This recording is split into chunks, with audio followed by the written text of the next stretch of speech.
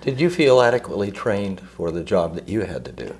No, but when I was in one of my I hate everything moods, which we all go through once in a while, I realized that the only training is the actual experience.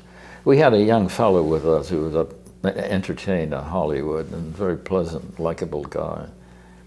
And he made a very serious mistake. He wanted to be part of the action. And he pleaded with the skipper to make a landing. He had to be part of it. And I said, don't do this, you're crazy. You're absolutely crazy. That chance piece of metal that's flying through the air will take your head off and you won't even know it. But he did.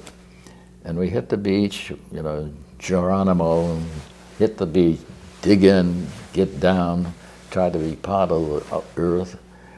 And he was just ahead of me, about as far as we are, and 6, 8 feet. And he fell flat. I said, he's got a hole in his head, he's dead. And I crawled up to him, and he was immobile, but he was breathing. And I rolled him over. There wasn't a mark on him, but by this time things had moved ahead a little bit. And he just was, I think, shell-shocked. I'm not sure how to define that. But he laid, there wasn't a mark on him. And he later said to me, I don't know how you prepare yourself for this. I said, well, you just did. You did maintain your interest long after you retired from your clinical activities. You still continued to contribute in the laboratories. Yes. If you're fortunate in life, someone may come along and tell you, or you may discover it yourself, that learning is fun. It almost doesn't matter whether it's Persian, Sanskrit, or pottery in Greece, but the learning can be fun. You make a little effort, and suddenly you find yourself on the street where she lives, you know, and you know something, and it's a pleasant feeling.